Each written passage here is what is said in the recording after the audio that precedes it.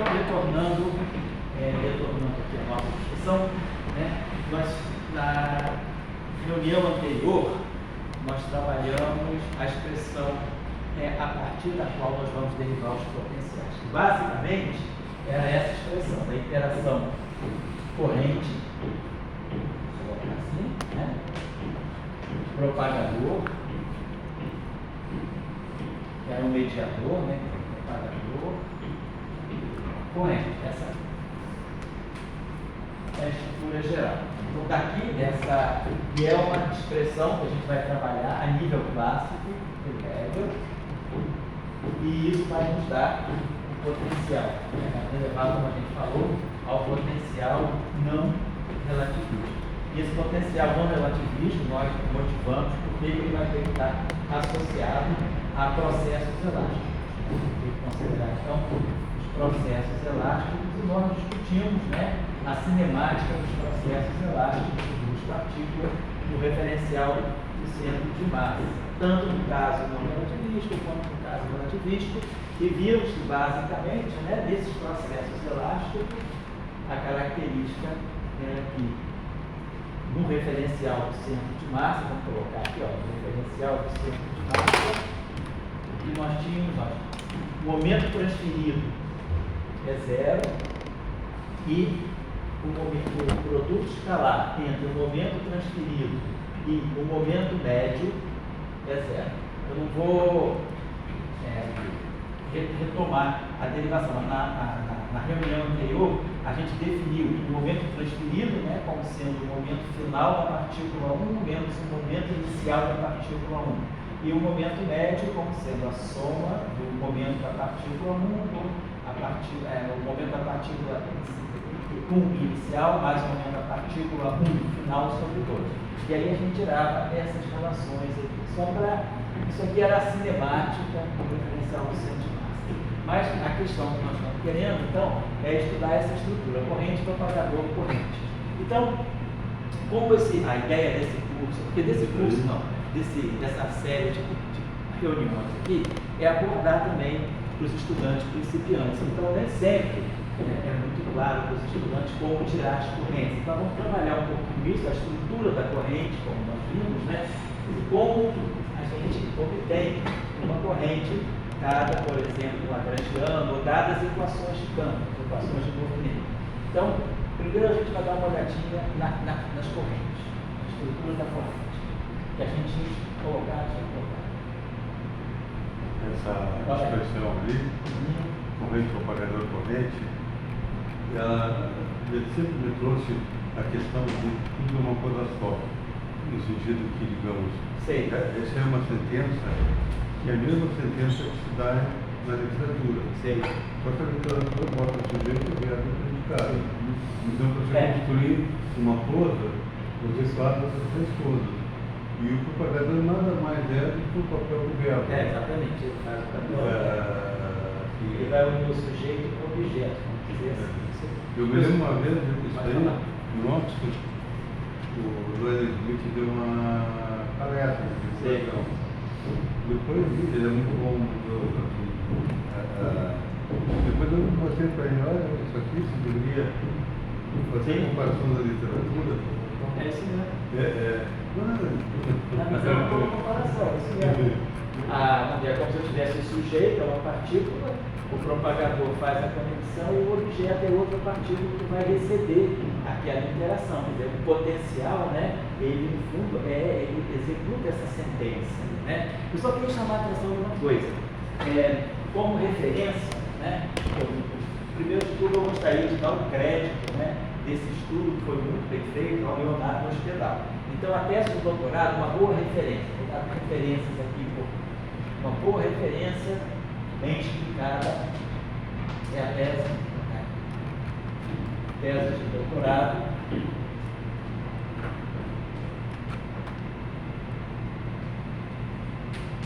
do Leonardo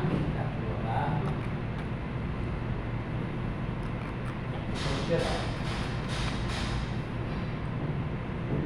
O nome completo dele é Leonardo Hospedal Prestes, está no crédito completo.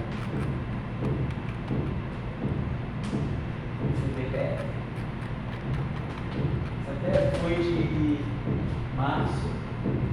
Na verdade, ele defendeu em abril, mas a tese foi aprovada em março de 2017. E o título da tese é esse: Efeitos de espinho, velocidade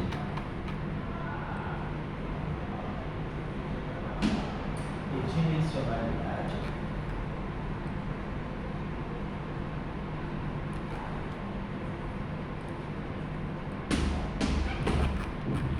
em potenciais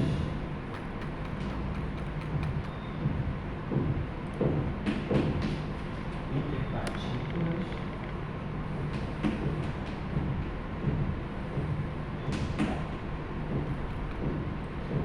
associados a modelos de física. Então, essa foi então, os capítulos, né, iniciais, os dois primeiros capítulos, né, capítulo de introdução, depois o capítulo de extensão da eletrodinâmica de massa, depois o capítulo de dimensionalidade. Como obter potenciais, né, interpartículas em diferentes dimensões e como fazer a redução dimensional para esse potencial visto em 4 dimensões, uma dimensão temporal e 3 espaciais. Então, foi a tese do Léo. Eu estou só dando como referência, porque quem quiser seguir em detalhe, a tese está disponível no site do CPTF. E aqui também tem um artigo que, na época da tese, a gente citou, que é um artigo que foi bem interessante também, que eu acho que vale a pena sugerir aqui, deixa eu pegar aqui, que eu acho que é o artigo. A tese do Léo, por exemplo, no apêndice, são dadas várias integrais de Fourier que vão aparecer quando a gente colocar o propagador. Então, ele fez uma tabela bem completa de integrais que aí as pessoas já podem pegar, né, para poder já executar o potencial sem precisar ficar calculando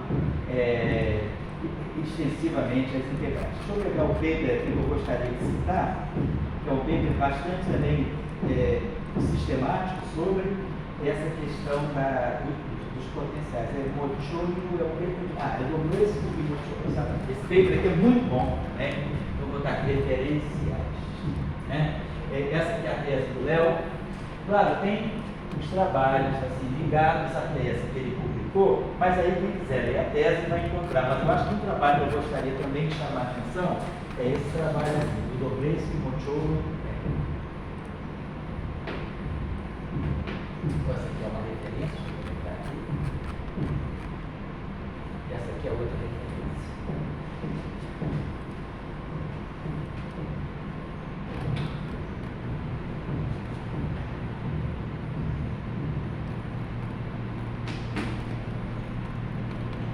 Se não me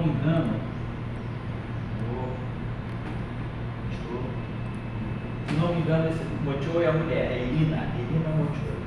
Então são os dois momentos aqui. O paper é o Journal of High Energy Physics, é um JREP, volume 11, 2006, 005. Acho que esse trabalho aqui é muito interessante, assim, ele organiza bem também as ideias, depois ele sistematiza a forma geral dos potenciais, então é uma boa referência. Existem outras boas referências, né, que são citadas aqui na tese do Léo, mas assim, esse artigo aqui eu gostaria de chamar a atenção, porque foi um artigo que, sobre o qual nós nos debruçamos, né, para poder tirar alguns resultados aqui na tese do Léo. Mas a tese do Léo está bem didática, então por isso que eu estou sugerindo. Então nós vamos estar mais ou menos assim, trabalhando em torno de assuntos que estão nessa tese. Então, como a ideia que a gente está lançando essas discussões aqui para entrar em mestrado, a minha tese de mestrado os potenciais confinantes, né? Poderia ser também, eu posso depois dar a referência da minha tese de mestrado lá com o professor do Cinza do Rio, tá certo?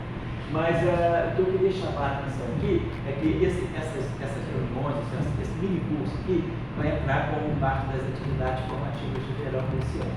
Então eu vou tentar fazer uma coisa assim, mais voltando às vezes mais terra a terra, não só pensando em quem já tem uma base de teoria quântica de Então, para poder atender também a quem está na graduação, quem está entrando no mestrado. Então, por isso eu estou querendo chamar a atenção um pouquinho sobre a estrutura das correntes, porque isso, na verdade, passa pelo teorema de Noether, o teorema de Noether na forma local, e ajuda a gente ter um método geral de construir correntes. Então, nós, na aula passada, na reunião passada, né, que foi a reunião de introdução ao assunto, a gente chegou a essa expressão, e depois nós escrevemos essa expressão no espaço das configurações, depois passamos no espaço do fogueiro.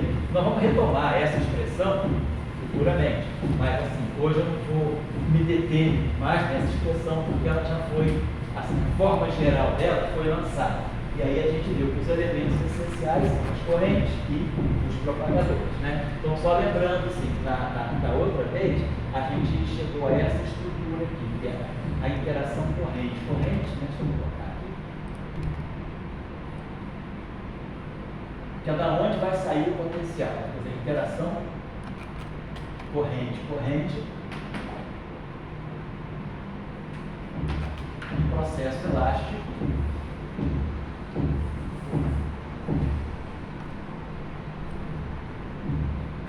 envolvendo, né, duas partículas.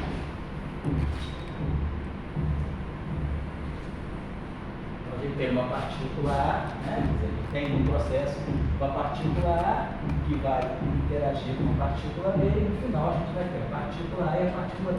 Então, a energia cinética total é conservada e as energias cinéticas individuais são conserváveis, e a gente tem aquelas relações cinemáticas que eu não vou retornar aqui. Mas o que é importante é que a gente já fez essa expressão aqui. A gente tinha um integral, né? Uma corrente associada à partícula A no ponto x do espaço-tempo. Aí aqui a gente tem o propagador, que eu acho que eu chamei de P, né? O propagador P de x menos y. E aqui, está logo o texto das integrais.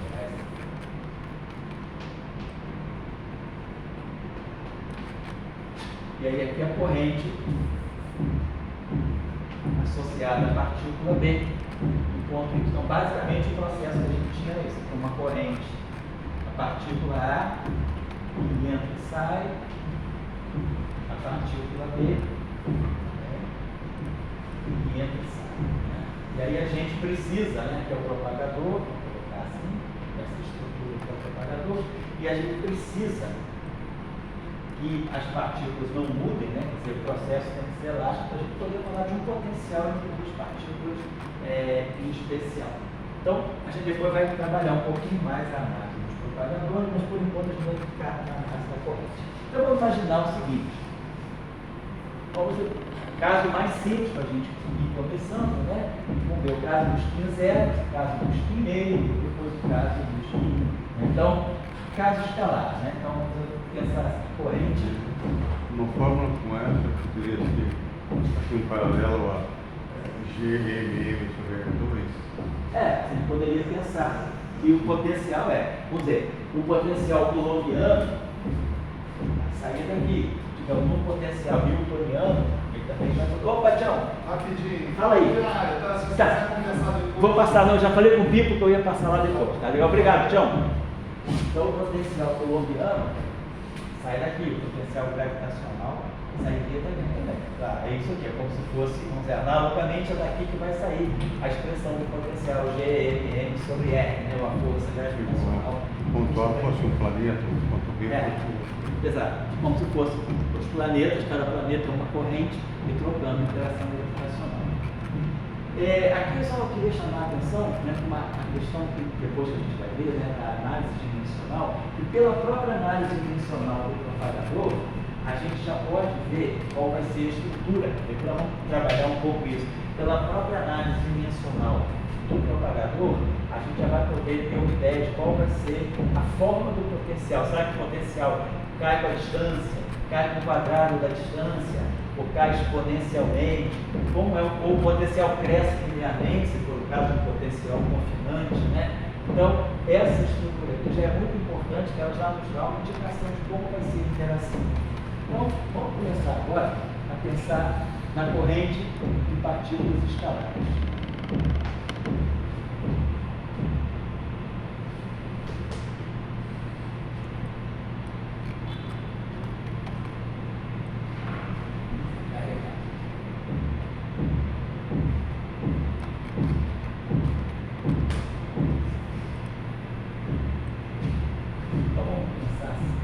Então, a forma do lagrangiano que a gente propõe, o lagrangiano típico de Klein-Born, uma partícula escalar carregada, né? Então, vai ser um campo escalar, né? Assim.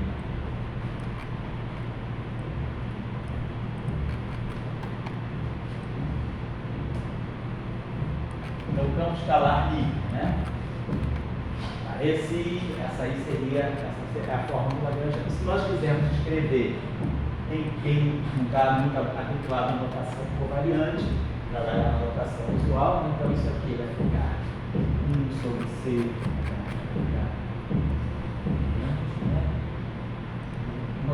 vamos mudar menos, vai ficar DC, vai ficar D, 1 sobre C ao quadrado, vamos colocar assim. Derivada temporal está derivada temporal e aí depois menos, né? Gradiente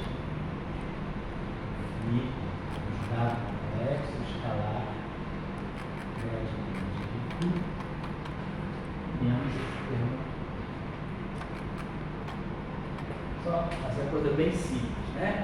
Então, se nós quisermos olhar a equação de campos,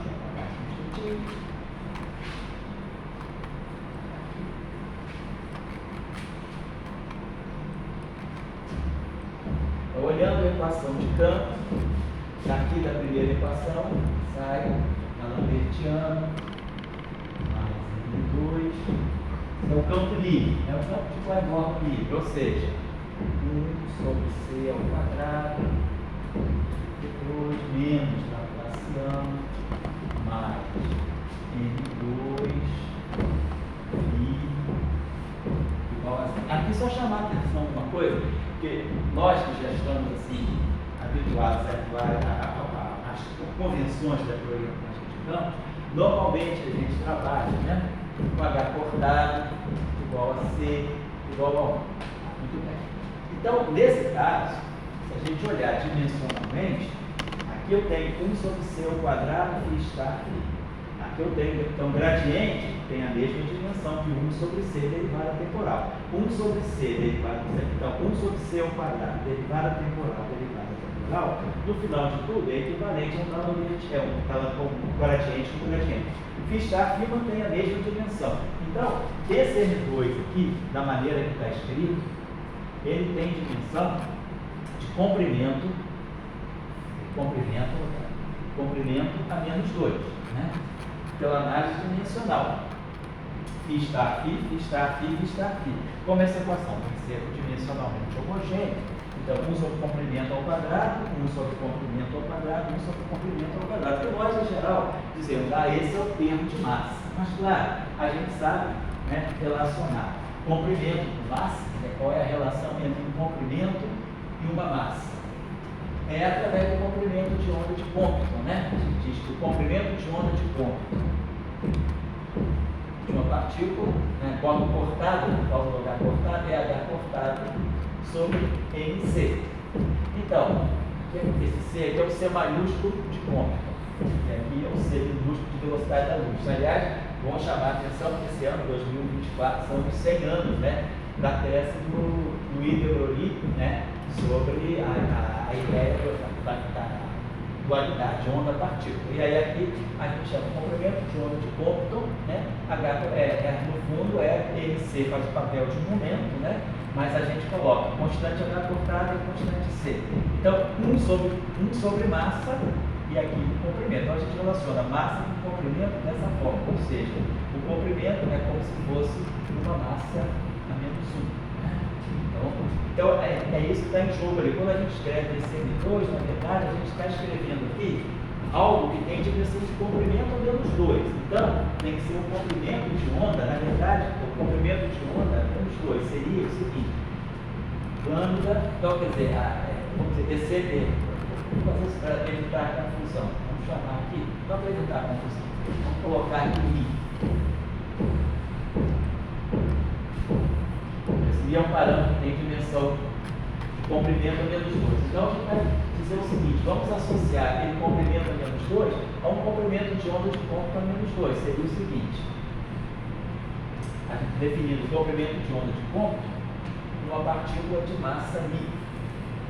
Vou colocar assim, então, sobre μc.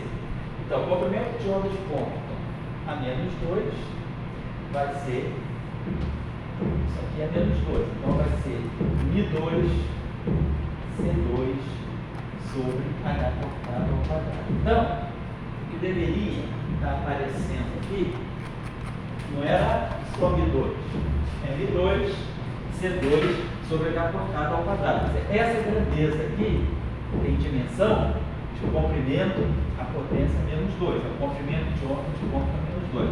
Como no sistema, em geral, né, em teoria quântica de campos, a gente já trabalha num sistema chamado sistema de unidades natural. Sistema de unidades naturais, em que H cortado é igual a 1 e C igual a 1. Então, na verdade, eu deveria estar completando aqui H cortado ao quadrado sobre C ao quadrado. Então, é só para chamar a atenção de que o que está em jogo aqui é esse parâmetro I que tem como dimensão de comprimento, né? Quer dizer, na verdade, então, deixa eu colocar a coisa melhor dessa forma. Como eu estou colocando ali esse I, né? Eu estou querendo chamar o I de massa. Então, aqui vamos fazer isso. Seria isso aqui. Vamos colocar aqui C2 H cortado ao quadrado. Então, o que eu quero chamar a atenção é um pouco isso. Apesar da gente estar dizendo que isso aqui é a massa, na verdade, isso aqui é um parâmetro que tem, nesse sistema de unidades, dimensão de comprimento a menos 2. Mas, na verdade, a massa que vai estar ligada aqui, porque daqui sai a seguinte relação de dispersão. Vamos olhar aqui. O que é 1 sobre C pelo princípio da correspondência, né? I H cortado ddt faz o papel da energia. E menos I H cortado gradiente faz o papel do momento. Né?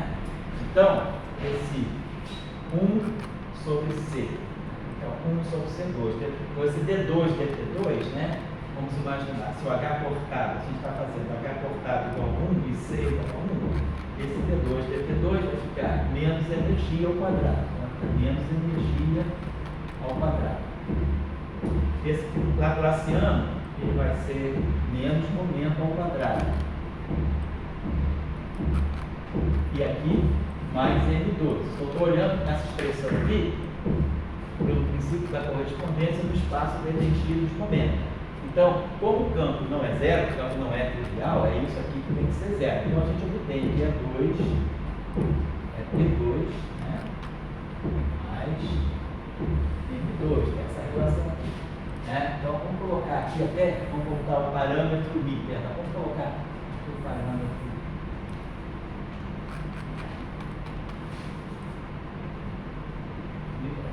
Mas, na verdade, então, essa relação, como se na verdade, essa relação aqui é uma relação entre energia e momentos numa partícula relativista. Então, isso aqui está dizendo para nós que é 2, né?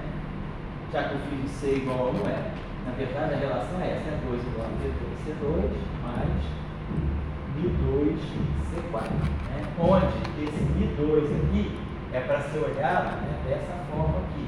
Na verdade, é μ2, né? É a massa, que é o inverso do comprimento de onda de ponto.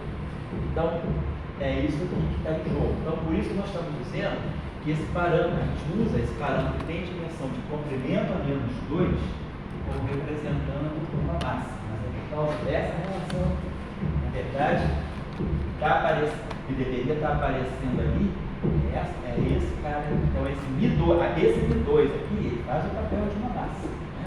Ali, por uma questão de sistema de unidade, ele tem dimensão de comprimento a menos 2. μ2 tem dimensão de comprimento a menos 2, μ tem dimensão de comprimento a menos 1.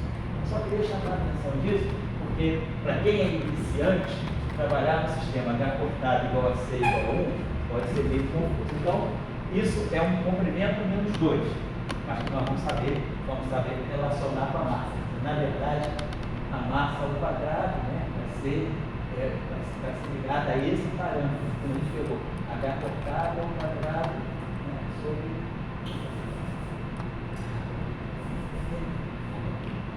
a massa cortado sobre IC. Então, isso aqui é um comprimento de onda, né? É um comprimento de onda de ponta. Então, quando eu quiser associar a massa é isso aqui. Então, a massa, mi, acordado sobre o comprimento de onda de ponta, C. Então, isso aqui é a massa. Então, a massa é esse objeto. Tá? Só que nesse momento aqui a gente está usando H cortado com C igual a 1. Então, essa que é a confusão. Porque pode ser uma confusão inicial. Mas é lembrar que isso aqui é um parâmetro que vai estar associado a partir do comprimento, que é o comprimento de onda de ponta, eu tiro a massa. Bom, você só sabe o que é massa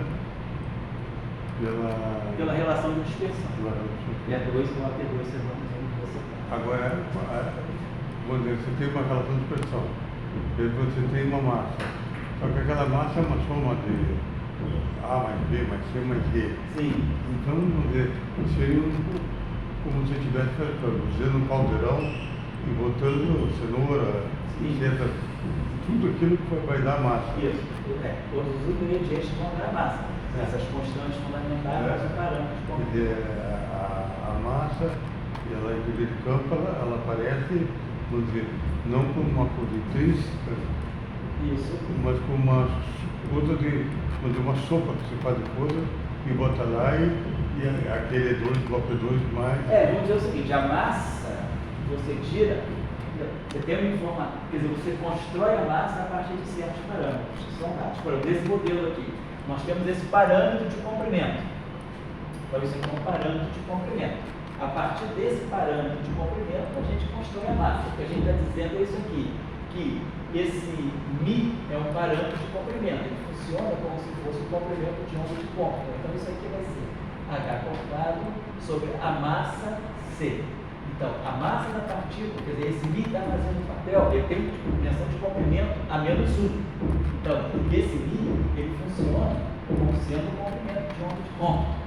Então, a massa da partícula ela é construída a partir desse parâmetro Mi, quer dizer, a massa é H cortado, né, sobre Mi vezes C. Isso a gente está dizendo, que é a massa. Por exemplo, vamos retornar então a relação de dispersão que sai da Lambertiano, que tem dimensão de comprimento a menos 2, mais Mi ao quadrado, que tem dimensão de comprimento a menos 2, φ igual a 7. A gente escreveu isso.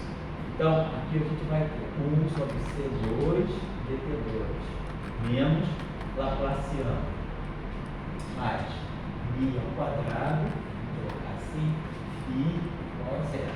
Então, vamos colocar agora devidamente o princípio da correspondência. Então, I, H cortado, dt, faz o papel de energia, menos I, H cortado, gradiente, é o momento. A gente associa, vamos colocar assim, a gente associa. Né? Então, esse ddt é E sobre I, H cortado. Então, no lugar do ddt, eu vou colocar E sobre I, H cortado. Então, vai ficar menos, porque vai ficar 1 ao quadrado, né? Menos 1, E2 sobre H cortado ao quadrado C12. Então, isso está saindo daqui. ddt é E sobre I, H cortado. H cortado ao quadrado, no denominador, C2 já está no denominador, menos 1. O Laplaciano é o gradiente. I, posso passar para cá, esse menos isso, vai ficar I sobre H cortado. Então, vai ficar mais 1, porque o I2 vai ficar menos 1, então vai compensar aqui, vai ficar P2 sobre H cortado ao quadrado, mais Mi2. Então, tudo isso aqui visto no espaço dos momentos, vamos dizer assim, atuando em φ. Agora, esse φ aqui é o φ no espaço dos momentos, energia e momento, igual a 0. Como esse objeto aqui não é trivial, então eu tenho que ter isso aqui, é que vai ser trivial. Então eu posso multiplicar tudo isso aqui por H cortado ao quadrado C2, então vai ficar E2 igual a P2C2 mais, vamos multiplicar por H cortado ao quadrado C2. H2, H cortado ao quadrado C2. Certo? Então, vamos ver bem. Isso aqui tem dimensão de energia ao quadrado, isso aqui tem dimensão de energia ao quadrado. H cortado C, se você lembrar das dimensões, H cortado C, se a gente calcular essa constante, ela dá na ordem de 200 metros vezes Fm. Fm é 10 a menos 15 metros. Mas o que é importante é que H cortado C tem dimensão de energia vezes distância. Então, isso aqui é energia ao quadrado vezes distância ao quadrado. Isso aqui é comprimento a menos 2, a distância é menos 2. Então, cancela essa energia ao quadrado, isso tudo aqui é energia ao quadrado. Porque H cortado C é energia vezes comprimento. Mas o Mi2 é comprimento a menos 1, a menos 2. Então, cancela aqui com energia ao quadrado. Então, está tudo ok. Agora, a gente vai entender que esse termo aqui é que vai fazer o papel na relação relativista. Então, o Mi2, H cortado ao quadrado C2, vai ser identificado, né, com a massa da partícula ao quadrado M2C4, né, que a relação relativista da partícula massiva é 2 igual a P2C2 mais M2C4. Então, quem vai fazer o papel da massa da partícula, como a gente está vendo aqui, acho que assim fica mais claro o que eu tinha feito. Vamos colocar aqui uma massa ao quadrado, vai ser Mi2, H cortado ao quadrado, sobre C2. Ou seja, a massa é Mi, H cortado, sobre C. E aí a gente pode escrever daqui que Mi é MC sobre H cortado, que é justamente o comprimento de onda de ponto a menos 1. Né? Então está aqui a relação. Vamos colocar assim dessa forma. Então esse parâmetro Mi que aparece aqui, através, como o Doyle falou, da relação de dispersão que a gente construiu, a equação do espaço das configurações, do espaço-tempo, depois pelo princípio da correspondência, a gente traz para a energia e para o momento. Então, ganhamos essa relação aqui e eu vou identificar aqui como termo de massa, MC2 tudo ao quadrado, que é o M2C4. Então, a gente associa a massa da partícula a esse parâmetro Mi através dessa relação. Então, verdadeiramente, a massa da partícula ao quadrado é isso aqui. Ou seja, essa é a massa, e esse parâmetro Mi que está aparecendo aqui, ele é o comprimento de onda de côncavo da partícula, e a massa da partícula é essa aqui. Então, acho que assim ficou mais claro do que eu tinha feito precedente. Só vamos deixar assim, só para as pessoas, os mais jovens, eles se acostumando, né, a trabalhar nesse sistema de unidades naturais. Então, a gente recuperou a noção de que a massa está ligada ao parâmetro, só queria chamar a atenção disso. Então, voltando aqui à equação de campo, aqui, né, nós temos essa podemos escrever a equação do espaço, assim, do espaço euclidiano, né, separando o tempo do espaço, ou do espaço de Minkowski. Claro que essa notação é mais compacta, é mais simples assim. Aqui é um pouquinho mais aberto. Vamos fazer, agora, tem que buscar esse campo, né, complexo, ele tem uma simetria única, né? A gente vê que a gente pode, né, se a gente transformar um filhinho, né, e vamos colocar assim, um exponencial complexo, então, assim, é elevado a I, vamos chamar de I teto, vamos dizer assim, φ, e esse teto aqui é constante, independente do espaço-tempo, né, é constante do tempo homogêneo no espaço. Então, essa equação aqui imediatamente é invariante, ou seja, se eu multiplicar, né, se eu transformar o φ nesse filhinha, eu posso, né, escrever o φ em função do filhinha, escrevo φ em função do filhinha nessa equação e fica tudo igual. O lagrangiano de φ é igual ao lagrangiano de filhinha. Né? essa fase aqui ela é constante, ela passa pelas derivadas. Então, isso aqui está me indicando a invariância do lagrangiano. Se a gente quiser tirar, por exemplo, a expressão da energia desse sistema, então vamos pegar, por exemplo, essa equação. Vamos pegar a equação de campo aqui. É uma coisa simples que eu estou fazendo, mas é só para instrutivo, para ver um primeiro exemplo para quem está começando, né? Então, por exemplo, a minha equação de campo é essa aqui. 1 sobre c ao quadrado, derivada temporal segunda, menos Laplaciano, mais... Aliás, isso aqui, né, vamos colocar assim, vamos colocar aqui. Vamos colocar aqui, mais 1.2, eu estava colocando 1.2, cara, 1.2, né? Φ igual a 0.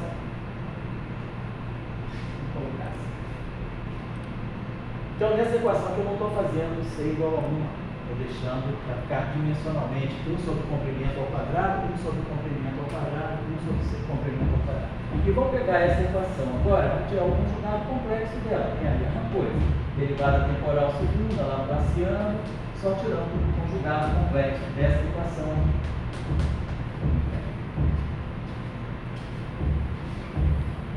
Lembrando lá, né, da mecânica newtoniana, né, quando a gente tem a equação de Newton, né, vamos colocar assim, M d2x dt2, vamos colocar dessa forma, igual a uma certa força, né, vamos colocar assim, força externa. A gente pode multiplicar, né, essa equação aqui, né, vamos colocar aqui, M d2x, vamos colocar só para economizar aqui, vamos deixar assim. D2, dt2, x, né? Vamos multiplicar essa equação aqui pela velocidade. dx dt. Igual isso aqui, é uma força vezes a velocidade. Só o produto escalar. Só lembrando uma coisa simples, por que eu estou multiplicando pela velocidade? O que isso vai dar para ele? Vamos supor que essa força seja uma força conservativa, ou seja, ela vem de um gradiente de um potencial. A força é menos o gradiente de um potencial. E aí eu estou multiplicando por dx dt. Ou seja, o que eu estou fazendo aqui? Eu estou derivando em relação às coordenadas e multiplicando pela derivada das coordenadas em relação ao que é a regra da cadeia. Isso aqui, pela regra da cadeia, no fundo eu estou fazendo isso, derivando em relação a x e multiplicando por dx dt. Depois mais, derivando em relação a y, multiplicando por dy dt. Então, pela regra da cadeia, isso aqui no final do dia é simplesmente menos a derivada temporal do potencial. Pessoal, estou supondo que essa força é uma força que deriva de um potencial. E aí, essa equação aqui está me dizendo o seguinte: isso aqui é a derivada segunda vezes a derivada primeira. Então, eu posso escrever esse termo aqui como sendo a derivada temporal de 1 meio de m. Isso aqui é velocidade. Né? Isso aqui, no fundo, eu posso escrever isso aqui assim, vou botar assim, fica mais imediato. dv dt vezes dx dt, que é o v. Então, isso aqui é a derivada de 1 meio de m d2. Né? 2 vezes m v vezes dv dt, igual a menos a derivada temporal do φ. Então, daqui nós tiramos a chamada lei de conservação da energia em presença de forças conservativas, né? A energia cinética mais a energia potencial é conservada, é constante. A derivada temporal é zero. Por que eu estou fazendo isso? Só para mostrar que a gente vai fazer a mesma coisa ali no campo. Essa equação aqui tem a derivada segunda do campo. Então, a derivada segunda do campo é como se fosse, né, o papel de uma aceleração do campo. É o quanto o campo varia, né? A segunda derivada do campo no tempo. A primeira derivada do campo no tempo seria a velocidade de variação do campo. Aqui a derivada segunda é a aceleração do campo. Aqui é um Laplaciano. Então, para eu tirar uma lei, se eu quiser tirar uma lei de conservação de energia, o que eu tenho que fazer? Eu tenho que multiplicar a aceleração pela velocidade. Então, nessa equação aqui, a inspiração que a mecânica clássica me dá é o seguinte: multiplique a aceleração pela velocidade. Então eu vou pegar essa primeira equação, vou multiplicar pela derivada do campo em relação ao tempo. Vou pegar 1 sobre c ao quadrado, derivada temporal segunda do campo, vezes a derivada temporal do campo. Depois, menos o laplaciano, campo, vezes a derivada temporal do campo. Né? Vamos fazer o seguinte: vamos multiplicar aqui o φ estático, que é a união da grandeza no final do dia, e aí menos μ2 φ vezes a derivada temporal do φ estático. Então eu peguei a equação do campo φ e multipliquei pela derivada temporal, motivado por quê? Eu quero multiplicar a aceleração do campo pela velocidade do campo. Isso deve estar ligado a alguma coisa, à energia cinética do campo. Agora eu vou fazer a operação inversa dessa. Tem a equação que está, vou multiplicar aqui pelo dφ. Aqui menos laplaciano do φ estático vezes temporal φ, e aqui menos μ2 φ estático derivada temporal φ. Então vamos observar o seguinte: esse termo aqui está me dando 1 sobre c ao quadrado. Vamos colocar assim: derivada temporal segunda vezes a derivada primeira. Então eu poderia escrever esse termo dessa forma: ddt de derivada temporal do φ estático vezes. Olha só o que esse termo aqui está me dando: a derivada temporal segunda do φ estático vezes a derivada temporal do φ. Depois vai me dar a derivada temporal segunda do φ vezes a derivada temporal do φ estático. Então, se eu somar essas duas equações,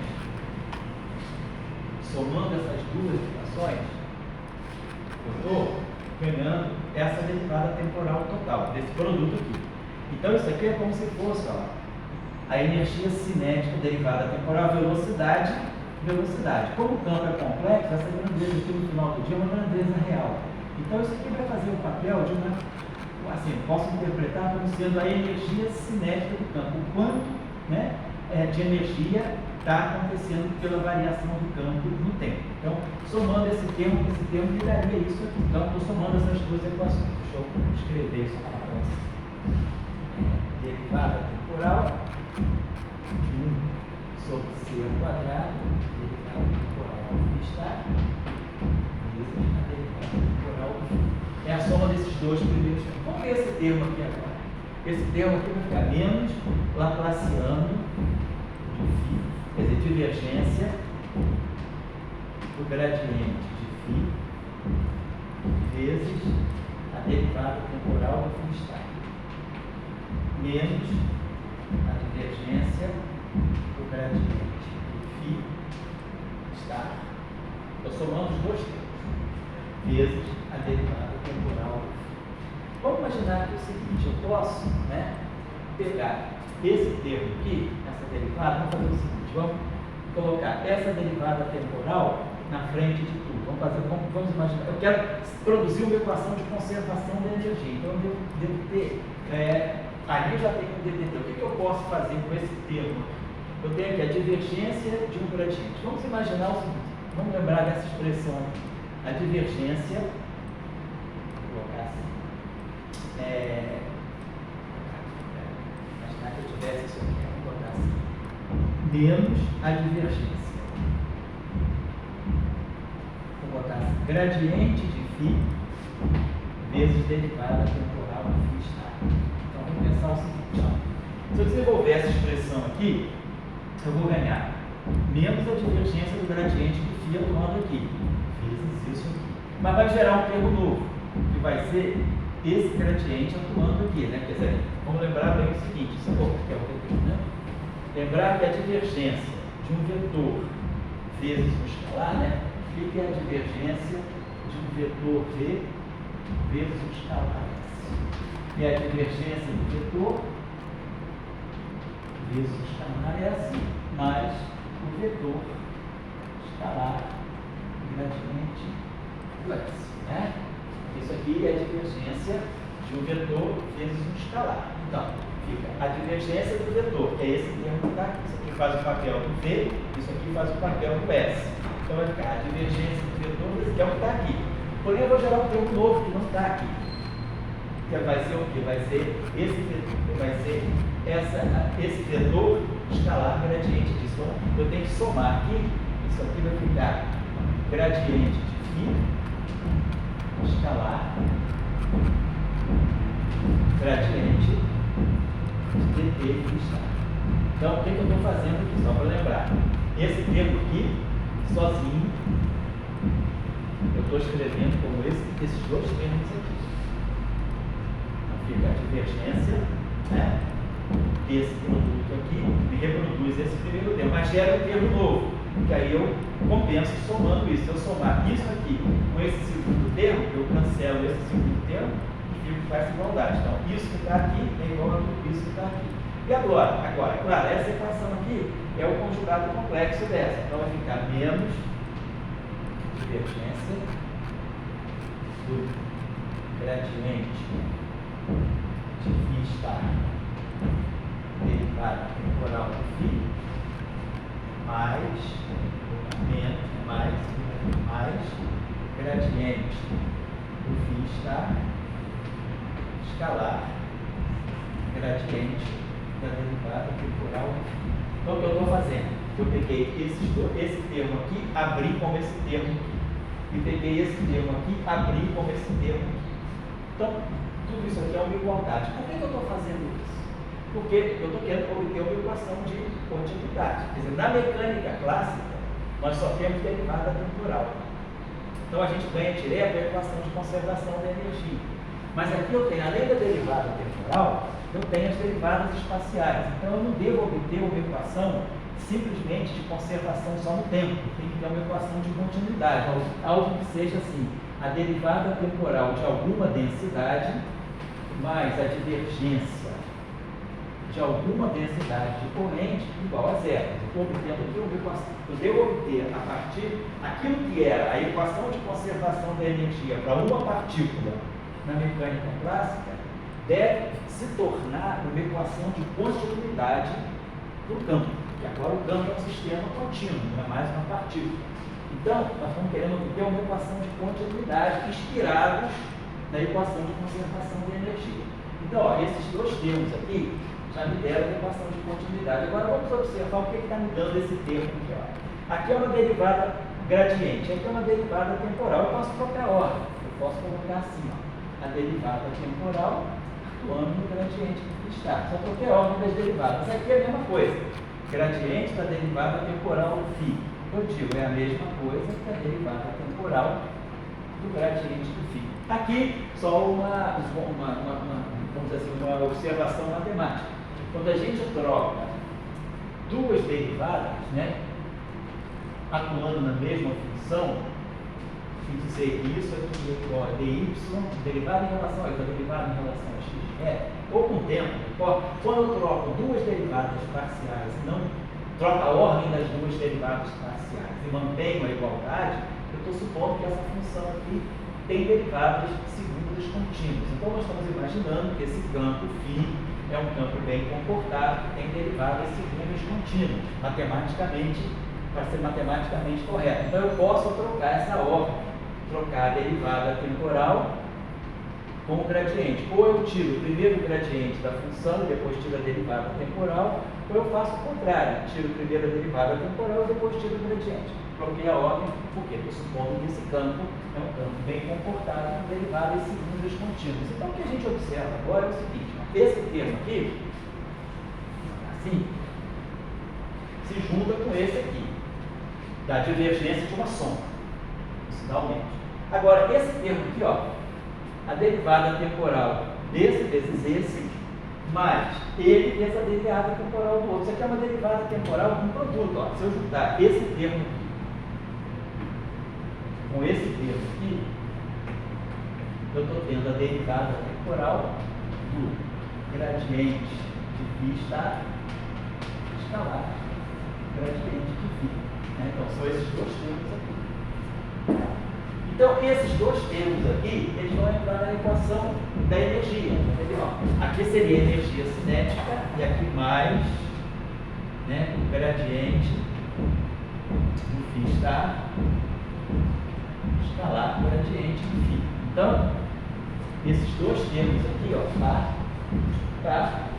se somam aqui. Então, aqui eu tenho uma energia puramente cinética e aqui é o que a gente chama de energia do gradiente. Agora eu vou gerar esse termo novo aqui. Vou colocar assim, mais a divergência.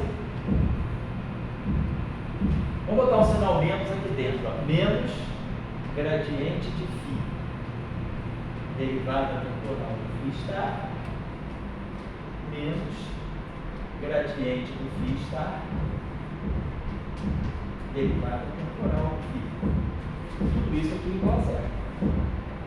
Então, aquilo que é a equação de puramente conservação da energia na mecânica de uma partícula, em um campo conservativo, se torna aqui uma equação de continuidade para energia.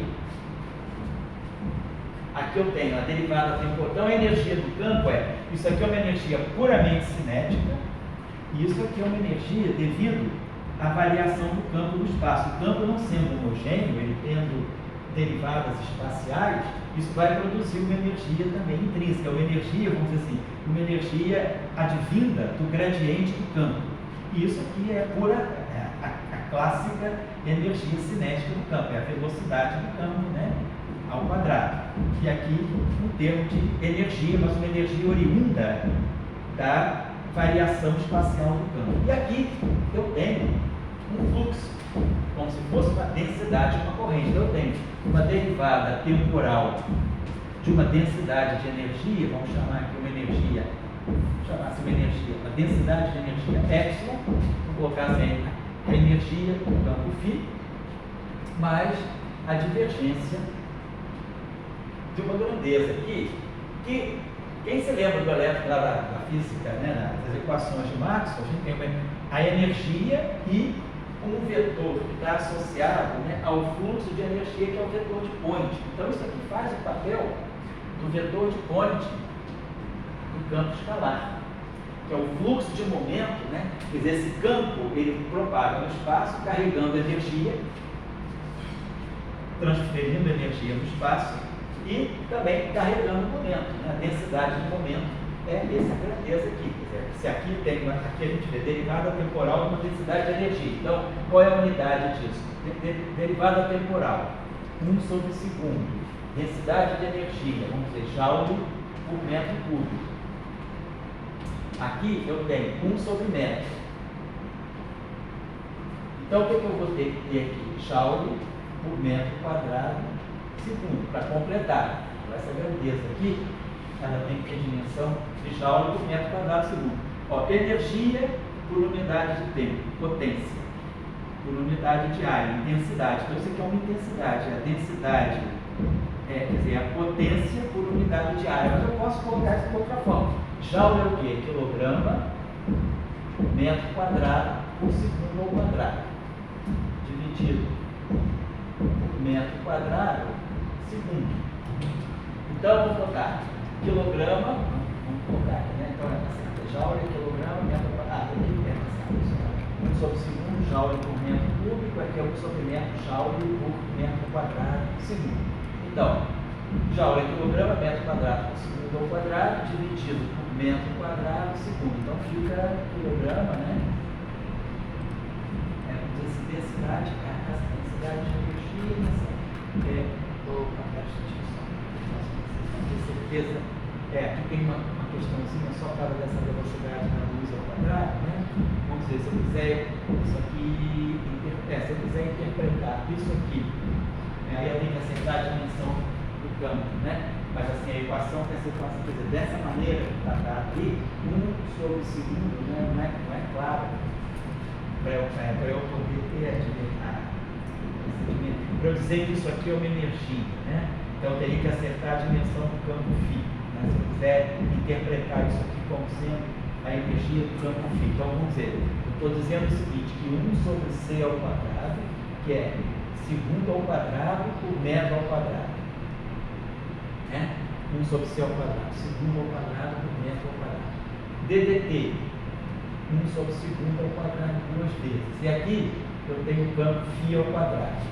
Aqui é a mesma coisa, eu tenho 1 sobre metro ao quadrado, φ ao quadrado. Né? Então tá certo. Então, φ ao quadrado. Se eu quiser interpretar φ ao quadrado sobre metro ao quadrado como sendo uma densidade de energia, ou seja, joule por metro cúbico, quero interpretar, porque eu estou fixando a dimensão do campo φ. Então, φ ao quadrado sobre metro ao quadrado tem que ter dimensão de densidade de energia. Eu quero associar isso a uma densidade de energia. Então, joule por metro cúbico. Opa. Então, φ, a dimensão de φ vai ser joule raiz quadrada, né? Quer dizer, raiz quadrada de joule por metro. E essa é a dimensão do campo φ. Raiz quadrada de joule por metro. Vamos apagar isso aqui agora. Então, eu fixei a dimensão. Se eu impuser que isso aqui é uma densidade de energia, então eu fixo a dimensão do campo φ. Raiz de joule por metro. Deixa eu apagar isso aqui. Aí agora vamos olhar essa dimensão aqui. Isso aqui é divergência, então você tem 1 sobre metro, mas vamos ver essa grandeza aqui. Gradiente é 1 sobre metro. Aí aqui eu tenho dois campos φ, é joule por metro ao quadrado, é joule por metro. E aí aqui eu tenho 1 sobre segundo. Isso? Então, isso aqui vai me dar joule em quilograma, metro quadrado por segundo ao quadrado. Né? E aí aqui eu tenho massa ao quadrado, aqui eu tenho metro ao quadrado vezes segundo. Então vai ficar quilograma sobre segundo a terceira potência. Né? E aqui eu tenho 1 sobre metro. Isso? Tá certo?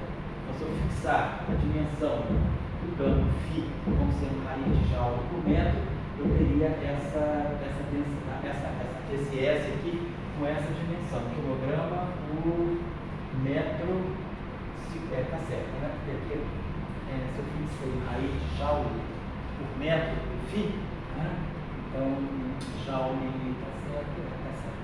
Então fica, aqui eu tenho 1 sobre metro, certo? É o gradiente, e aqui eu tenho 1 sobre segundo. E esses dois juntos aqui dão joule por metro. Então fica isso, quilograma, metro quadrado por segundo quadrado sobre cada. Então fica quilograma por segunda, terceira potência, e aqui eu tenho 1 sobre metro. Né? Tá certo. Então é isso, a gente só queria acertar que a gente tem uma equação de continuidade que, se a gente quiser olhar a dimensão do campo φ pela energia, a gente fixa desse modo. Então, eu ganhei uma equação de continuidade. Então, o que eu quero chamar a atenção é o quê? Isso aqui é a energia do campo. Então, de novo, aquela invariância de fase, né, fininha igual a exponencial de θ vezes φ, ela fica invariante aqui e fica invariante aqui, porque as fases sempre vão se cancelar, já que as derivadas vão passar pelas fases sem nenhum problema. Então, eu tirei que esse campo ele transporta uma densidade de energia, que é essa aqui, e transporta aqui um fluxo, né, dessa energia através dessa equação de continuidade aqui. Bom, o que eu estou falando disso? Que a gente quer obter uma corrente, mas não é essa corrente que a gente quer obter. A gente quer ver uma corrente associada a alguma grandeza que nós vamos interpretar como a carga elétrica. Então, isso tudo que saiu daqui foi simplesmente um processo cinemático. Né? A equação do campo, e aí eu iterei as duas equações do campo do seu conjugado complexo e obtive uma expressão aqui que eu estou interpretando como sendo a equação de continuidade para a energia, né? E aí esse fluxo aqui é como se tivesse aqui uma densidade de energia e aqui uma densidade de corrente. Perfeito. Então, feito isso, vamos buscar uma outra uma outra grandeza que a gente pode interpretar como algum tipo de atributo que esse campo vai também ficar trazendo. Então, vamos lembrar aqui do nosso. Vamos fazer o seguinte aqui. Vamos pegar. Assim, vamos partir do nosso lagrangiano, usando. Não vou usar a forma covariante, não vou usar a forma aberta, que eu acho que fica mais intuitivo. Então, vai ficar 1 sobre C ao quadrado, derivada temporal do φ estar, derivada temporal do φ, menos gradiente φ estar, gradiente φ, e aí aqui menos aquele I2, né? Está. Então, fazer o seguinte: nós vemos que esse lagrangiano aqui, se a gente fizer essa transformação fininha igual exponencial de θ vezes φ, essa transformação aqui deixa esse lagrangiano invariante. Quer dizer, se eu substituir o φ em função do fininha, né? Só inverter essa exponencial, o lagrangiano escrito para fininha é igual ao lagrangiano escrito para φ. Então, tem um princípio de invariância aí. Eu tenho uma transformação que transforma os campos por uma fase, mas deixa o lagrangiano invariante. Então, isso é um princípio de invariância sobre essas transformações. Muito bem. Vamos fazer agora uma transformação infinitesimal. Vamos pegar o seguinte: quem é o fininha é 1, vamos expandir a exponencial em primeira ordem dela, fazer uma transformação infinitesimal. Então, ΔΦ, que é igual ao fininha menos φ, vai ser simplesmente I θφ. Claro, eu estou abandonando os termos de ordem θ ao quadrado, fazendo uma transformação infinitesimal. Só isso aqui. Então, vamos dizer que vamos jogar isso aqui no lagrangiano. Então, quem vai ser a variação do lagrangiano? O lagrangiano vai variar, porque eu estou variando φ. Se eu vario φ, eu vario o lagrangiano. Então, eu vou ter aqui 1 sobre C ao quadrado, derivada temporal do ΔΦ estar, vezes φ,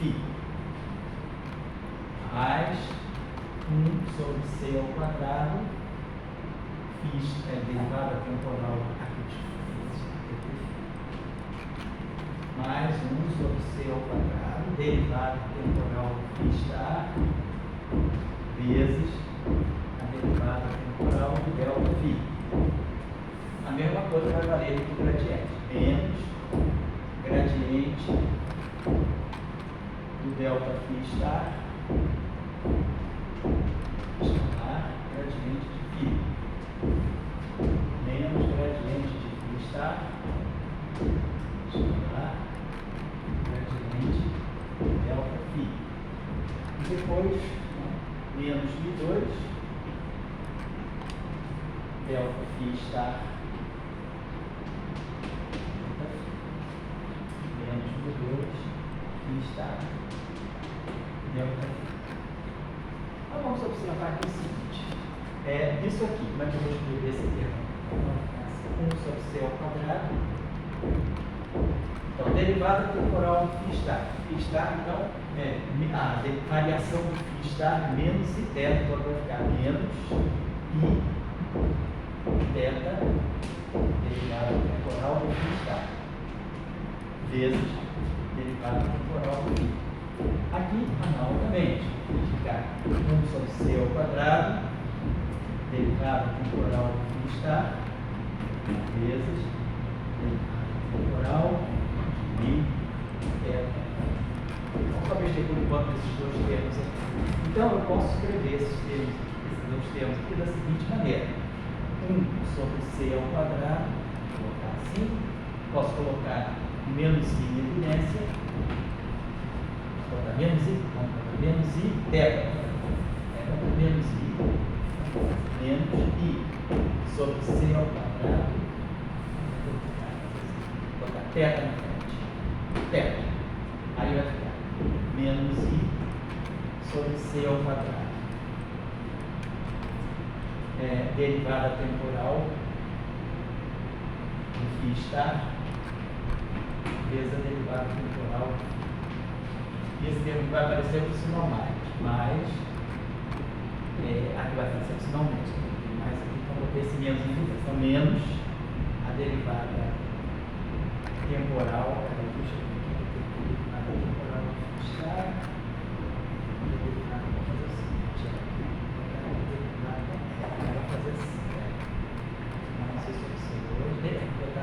Vamos botar essa derivada temporal de unidades. Então, ficou essa derivada temporal, aqui vai ficar φ estar, derivada temporal de φ, menos φ, derivada temporal de φ estar. Vamos ver só esse termo que acontece. Olha só. Quando eu tirar essa derivada temporal, eu vou produzir derivada temporal de φ estar vezes a derivada temporal do φ. Depois eu vou produzir uma derivada temporal segunda atuando aqui. Tá?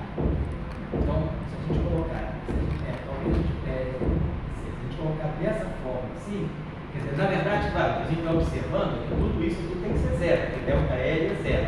Mas eu quero escrever o ΔL igual a zero sob a forma de uma equação de continuidade, porque a gente vai obter uma lei de conservação. Isso eu queria colocar, então talvez seja mais simples aqui. Então, quer dizer, aqui eu tenho essa derivada temporal atuando aqui. Vamos fazer o seguinte, vamos botar isso. Vamos fazer assim. Vou colocar menos i.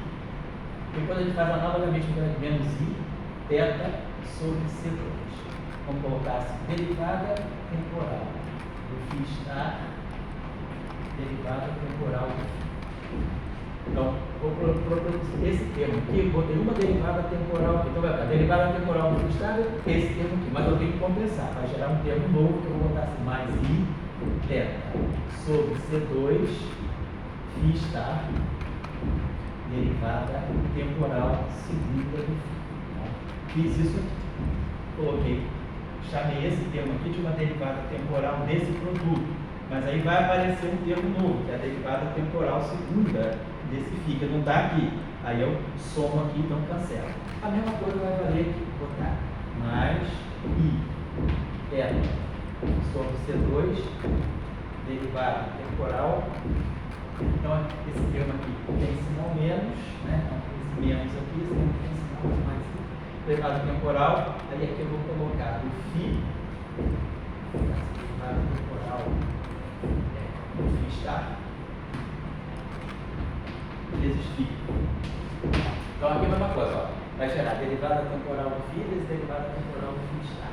E depois derivada temporal segunda do φ estar. Então eu tenho que subtrair aqui menos i θ sobre C2, derivada temporal segunda do φ estar vezes φ. Tá. Então, produzir esse termo aqui, que é uma derivada temporal, e produzir esse termo aqui, que é uma derivada temporal. Mas produzimos esse termo aqui, tem φ estar, derivada temporal segunda do φ, e esse aqui que tem φ, derivada temporal segunda do φ estar. Então, fizemos isso nesse termo. Vamos fazer a mesma coisa nesse termo aqui. Vamos pegar, substituir o ΔΦ estar, como a gente fez aqui, e substituir o ΔΦ como a gente fez aqui. E depois colocar uma equação de continuidade, colocar um gradiente na frente. E depois temos esses termos aqui. O que a gente vai observar? A gente vai observar que ΔL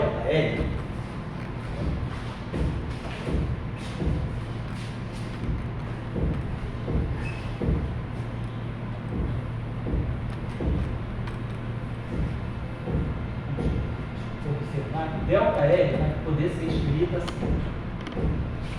Por que eu estou fazendo esse meio malabarismo? Mas para mostrar a vocês uma forma assim, mais primária de obter a corrente conservada. Depois a gente vai usar diretamente o teorema de dentro. Mas, por enquanto, para quem está começando, é bom ver como a coisa funciona lá mesmo nas origens. Então, a gente tem a invariância do Lagrangiano. Isso aqui eu sei que é ΔL igual a zero, então o Lagrangiano é invariante.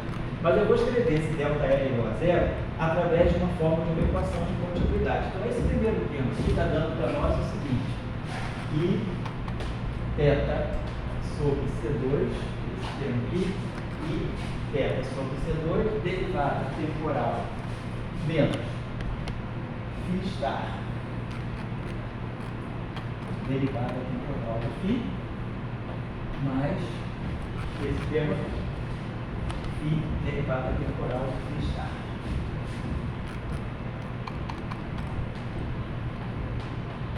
E aí eu vou produzir um outro termo, se eu fizer a mesma manipulação, só que com gradiente, né? Vou fazer a mesma coisa. Vou pegar sempre, colocar um gradiente na frente, compensar com outro gradiente depois. Então eu vou ter aqui um outro termo que vai ser mais I θ sobre C2 menos φ estar gradiente.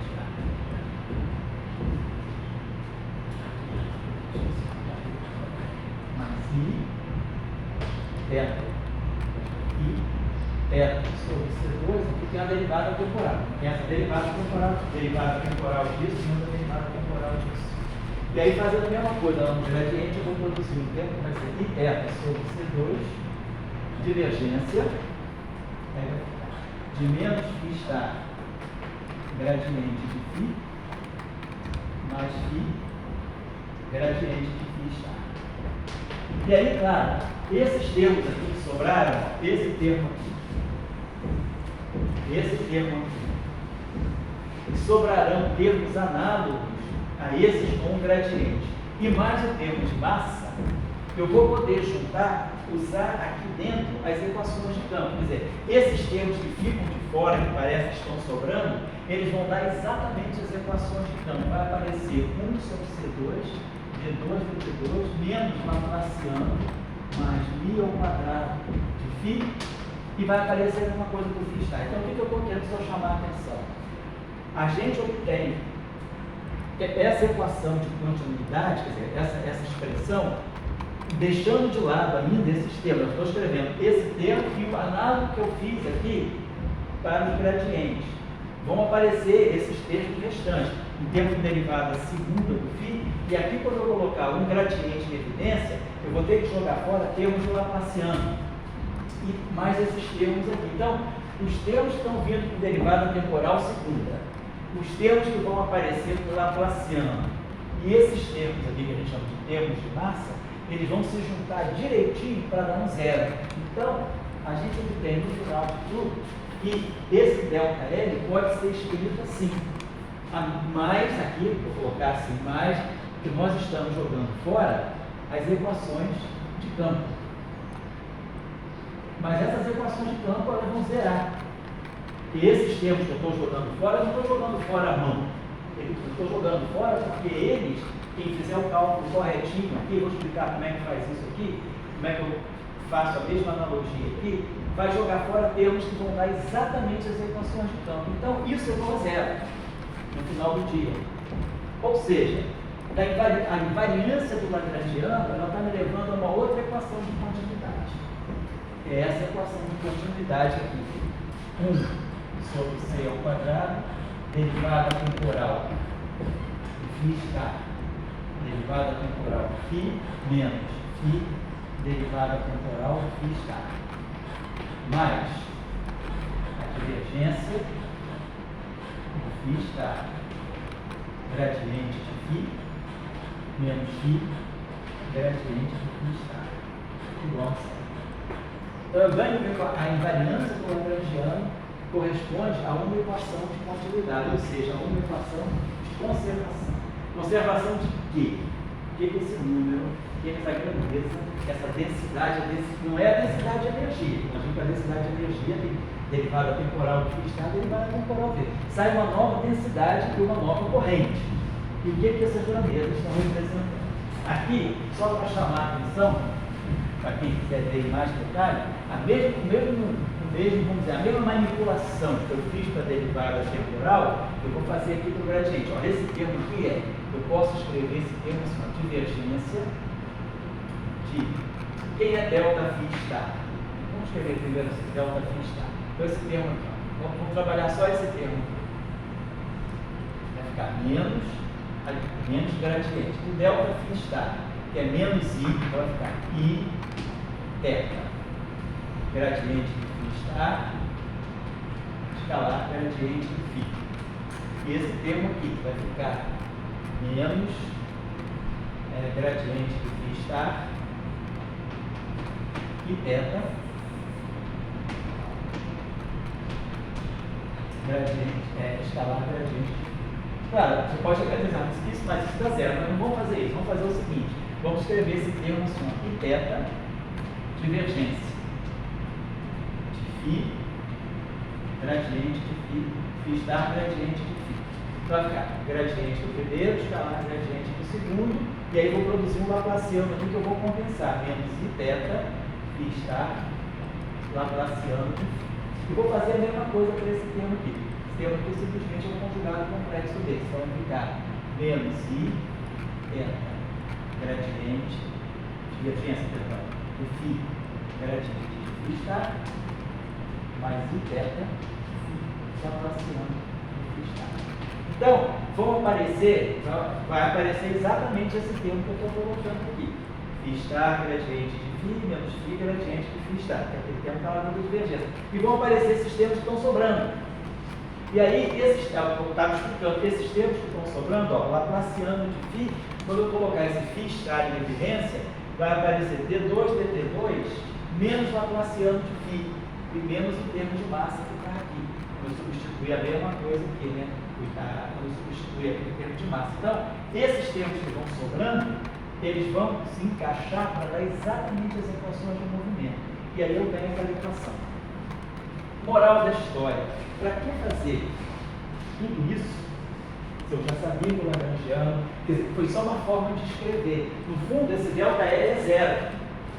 Mas eu posso arrumar esse zero sob a forma de uma equação de continuidade. É essa que é a beleza do teorema de Neder. Você tem uma coisa que seria trivial. O lagrangiano invariante então tudo isso vai se cancelando, todos os deltas vão se cancelar. Mas você não faz isso. Você tenta tirar do delta, do zero, equação de continuidade. E aí a diferença, né, que sobra aqui são as equações de campo. Essa é a mensagem do teorema de Neder. O teorema de Neder ele dá equações de continuidade com a validade das equações de campo. Ele não dá só a equação de continuidade independente das equações de campo.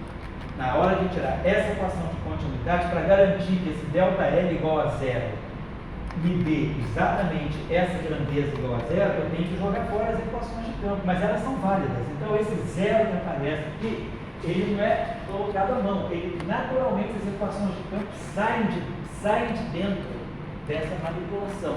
E aí eu ganho, né, uma equação de continuidade que eu vou ter que interpretar. Então isso aqui é uma corrente, é a conservação de uma corrente escalar. Eu tenho uma densidade aqui, e uma densidade escalar, né, uma grandeza escalar, e aqui um fluxo dessa grandeza. Então tem alguma coisa que está correndo, além da energia do momento, tem alguma coisa que esse campo está carregando. O que esse campo está carregando? Uma espécie de uma carga. Carga essa, a gente pode então depois, né, interpretar, não necessariamente, mas a gente pode interpretar como uma carga elétrica. Poderia ser uma outra carga associada a uma outra grandeza, a outro atributo do campo, da partícula associada a esse campo. Então, a gente ganhou uma equação de continuidade. Então, quer dizer, a simetria, vamos colocar assim, a simetria, e essa simetria de fase, a gente chama de simetria U1. U1, que é unidimensional, e U unitária, a simetria unitária. Essa transformação aqui deixa o lagrangiano invariante. E ao deixar o lagrangiano invariante, o que a gente fez? Fez uma transformação infinitesimal. E aí, o ΔL igual a zero, eu consegui escrever, né, esse ΔL igual a zero, eu consegui escrever sob a forma de uma equação de continuidade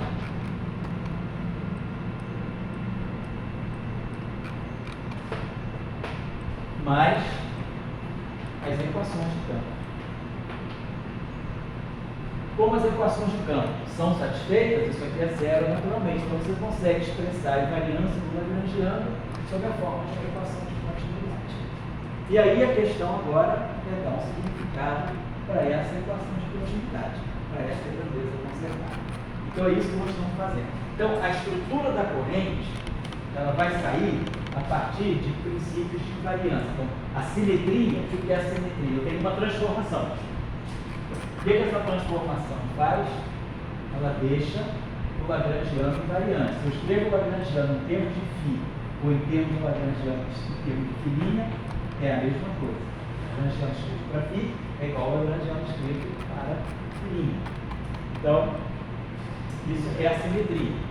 Simetria do lagrangiano sobre essas transformações unitárias, né?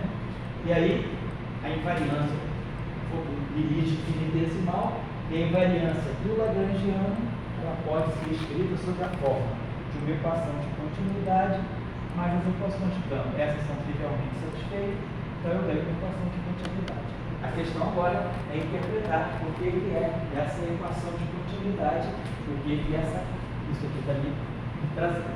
E aí a gente, no próximo momento, né, hoje a gente termina por aqui, no próximo momento a gente vai trazer, dependendo do que eu vou acoplar com essa grandeza aqui, se aqui eu tenho uma densidade e aqui eu tenho uma corrente. Nós sabemos a lição lá do eletromagnetismo. Né? Lá do eletromagnetismo, quando a gente quer estudar, né, por exemplo, uma interação, eu pego a densidade de carga e acoplo ao potencial elétrico.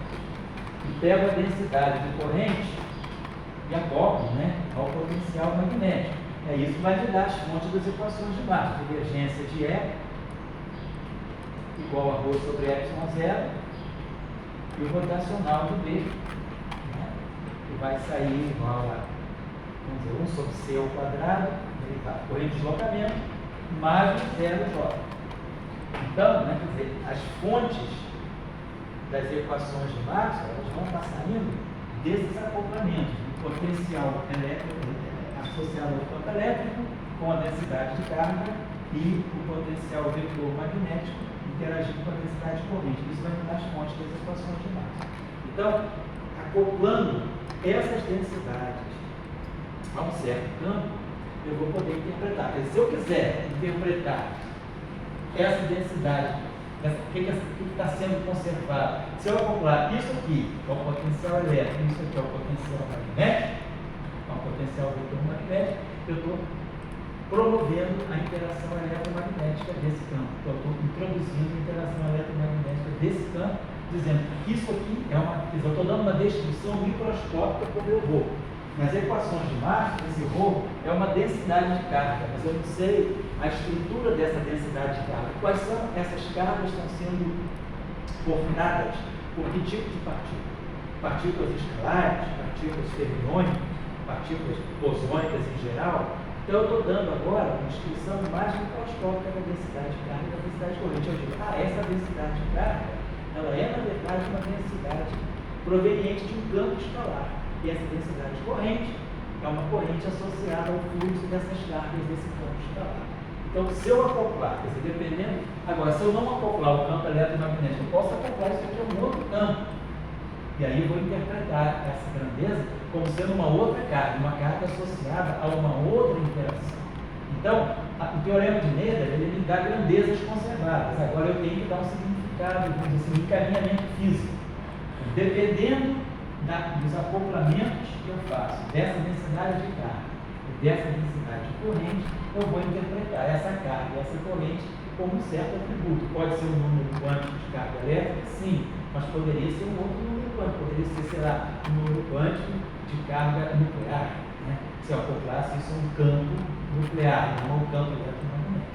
Então isso eu queria chamar a atenção. E aí agora, quando a gente for tirar os potenciais, a gente vai dizer, eu tenho uma partícula escalar de spin zero. A partícula A, por exemplo, é uma partícula escalar. E ela vai interagir, vamos dizer, com uma partícula B fermiônica. Então aqui eu tenho uma corrente de um férmio, aqui eu tenho uma corrente de um escalar. Como é que vai ficar a interação? Normalmente, se o escalar tem uma carga e o férmio tem uma outra carga, colombianamente falando, a gente pega a carga de A, a carga de B, o potencial vai ser sobre R, né? 1 sobre 4 pi, né? ε0, R. Então eu tenho um potencial colombiano que conta só a carga. Mas agora a gente tem uma qualidade a mais no nosso tratamento. E essa carga é a carga de quem? De uma partícula escalar. E essa carga é a carga de quem? De uma partícula fermiônica. A partícula fermiônica tem spin. A partícula escalar, não. Nesse potencial colombiano, eu não estou vendo nenhum efeito do spin, nem da velocidade. É como se tivesse duas cargas estáticas. Mas agora, se eu quiser, essa partícula está vindo com uma certa velocidade, ela vai escalar, e essa partícula fermiônica vem com outra velocidade. Quer dizer, dependendo das velocidades das partículas e levando em conta o spin da partícula fermiônica, como é que eu vou modificar o potencial colombiano? É disso que a gente está falando. Então, por isso que a gente vai começar, quer dizer, por isso que é importante, né, a gente começar a dizer que tipo de partícula está interagindo e que tipo de interação ela tem. Se essa partícula escalar tiver uma carga elétrica e essa partícula fermiônica também tiver a sua carga elétrica, elas vão interagir trocando fóton. E aí eu vou tirar um potencial eletromagnético dessa interação. Mas eu poderia ter também duas partículas fermiônicas, né? Ou então duas partículas escalares. Como é que ficaria o potencial de um escalar com o outro escalar? É só isso, é tão simples quanto isso, ou como é que as velocidades vão entrar? Então a gente está querendo agora ter um refinamento maior da forma do potencial. Então é esse tratamento que a gente quer seguir.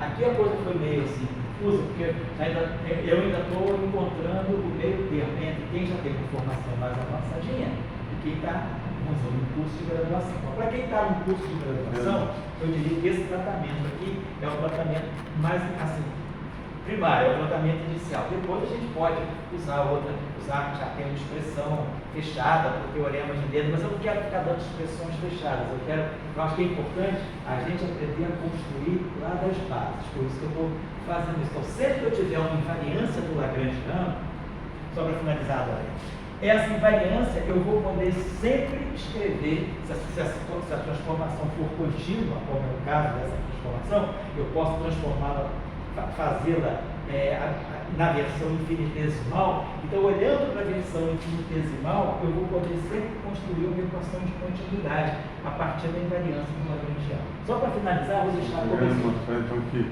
Newton e Coulomb estavam errados. Oi? Você querendo mostrar que Newton e Coulomb estavam errados? Não estavam errados. Eles dão o primeiro impulso para a situação. Depois a gente vai refinando, né? Aí a gente fala, bom, isso eu incluí a velocidade. Quer dizer, a gente sempre começa de uma aproximação mais simples, né? Depois a gente vai refinando. Eu acho que eles não estavam errados, eles estavam simplesmente assim. Estavam certos dentro do limite. Limite estático, ou seja, partículas paradas e desconsiderando os spins. Aí sim, na época de Coulomb não se tinha a mínima ideia do que fosse o spin, né? Então, o magnetismo mesmo só começa a se desenvolver no século XIX, e Coulomb já final do século XVIII, né? Então, a gente vai vendo que a construção é cumulativa, né? Cumulativa e, digamos assim, ao mesmo tempo disruptiva. Você faz uma expansão até θ. Isso. Se você fizesse até θ2, você estaria obtendo outras correntes ou estaria simplesmente... Não, porque você está pensando o seguinte, quando você tem essa exponencial aqui, essa exponencial te habilita, né? Quer dizer, você está fazendo isso aqui, 1 mais θ menos θ2 sobre 2, vou colocar assim, né? Então, quer dizer, na verdade, se você quiser continuar, você vai reproduzir o que você já achou aqui. Essa que eu acho que é a importância da transformação exponencial. Você, em primeira ordem, você já tira o que você, em ordens superiores, vai repetir. Você não tiraria nada de novo. θ2 não te dá nada de novo. Você já vê tudo na aproximação infinitesimal. Então é isso que eu quero chamar. Eu vou deixar como exercício, né, dos iniciantes, né, pessoal mais jovem, para treinar um pouco isso. Vamos imaginar que eu tivesse, vamos dizer de novo, um campo escalar aqui, mas que agora o Lagrangiano dele não fosse aquele ali, fosse assim. Vamos colocar assim, ele tem um parâmetro alfa, vamos colocar assim, alfa, derivada temporal segunda do φ, vezes derivada temporal segunda do φ. Agora ele está tendo derivadas temporais, 4 derivadas, não 2, não dt, dt. E aí aqui eu tivesse um termo que fosse mais beta, vamos colocar assim, vou colocar assim também, Laplaciano de φ estar vezes Laplaciano de φ, e o termo que fosse mais gama gradiente de φ estar escalar gradiente de φ. Se eu tivesse esse campo, se eu tivesse essa densidade da Lagrangiana, não tem termos máximos, são todos já têm derivada. Tá? Então, o que eu peço? Tirar as equações de campo. Derivar as equações de campo agora. Vamos lá. E aí, com as equações de campo e da invariância do Lagrangiano frente a essas transformações, então esse Lagrangiano também tem essa simetria. L de fininha. Então outra coisa, tirar as equações de campo. Segundo, tirar a equação de continuidade da energia. Fica como exercício também. Equação de continuidade da energia, claro, e do momento. E depois, usando terceira etapa, o Lagrangiano é invariante sobre essa simetria unitária. Isso aqui vai me implicar, então, uma equação de continuidade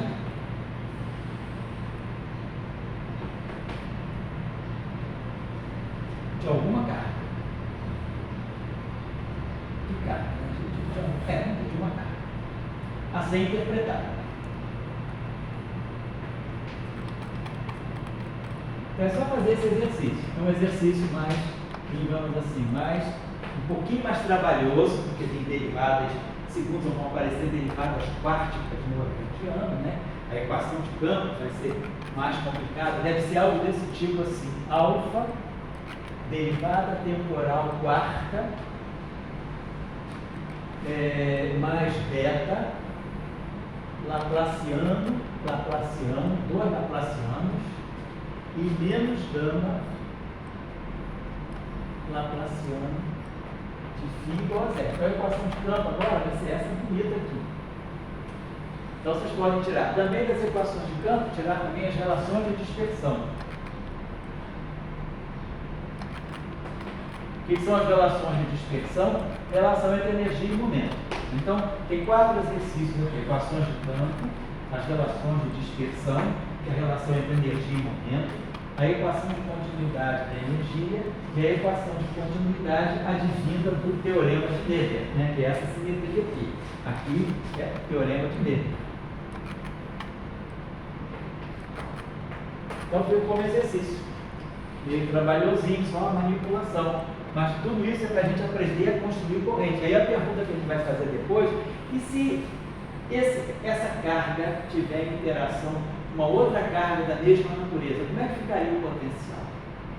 Então, o potencial vai depender muito, né, da estrutura da corrente. E essa é a equação de continuidade. Então, fica esse exercício aí para quem quiser fazer como treinamento. É trabalhoso, não é difícil, mas é trabalhoso. Só trabalhoso no sentido de que tem que ficar fazendo derivadas, aplicar regras regulares. É só vamos dizer, manipulações matemáticas, mas o que é importante é o conteúdo físico. É chegar no final de tudo a uma interpretação e uma forma dessa carga. O que essa simetria 1 está dizendo para esse campo aqui, que não é mais o campo de Planck-Gordon, é um campo que tem derivadas superiores, tem derivadas temporais e derivadas espaciais de mais alta ordem. Então, o que isso aqui está dizendo para nós? Fica esse exercício aí, essa proposta. E aí a gente vai aprendendo com isso, a gente vai vendo que como o potencial, como é fundamental para o potencial a gente compreender a estrutura das correntes, a partícula que vai interagir com, quer dizer, a ideia é essa, a partícula A que vai interagir com a partícula B. Essa partícula A, ela é descrita por uma corrente, a partícula B descrita por uma corrente, e elas vão trocar algum tipo de campo mediador. Então, é essa estrutura como um todo que o Dória chama de sentença, né? Uma sentença, né? É que vai me dizer qual é a forma do potencial no limite que eu estiver considerando o espalhamento elástico. Então, é isso que a gente está fazendo. E aí, por isso que a gente pode introduzir a dependência da velocidade do espírito. Legal? Então, fica aí para falar sobre a sentença, ela já é um número. As tendências geram números, esses números são as seções de choque, são os potenciais. Na verdade, a seção de choque é um número, mas na verdade é uma função da energia. Então elas geram funções da energia, né? Tipo seção de choque, decaimento. Né? Mas nesse caso aí é espalhamento elástico. Então não é decaimento, é duas partículas que interagem e elas se mantêm as mesmas na interação. Então, deixei a referência na tese do Léo e o trabalho do Mochou e do Tobias. Bom, obrigado, hein? Tchau.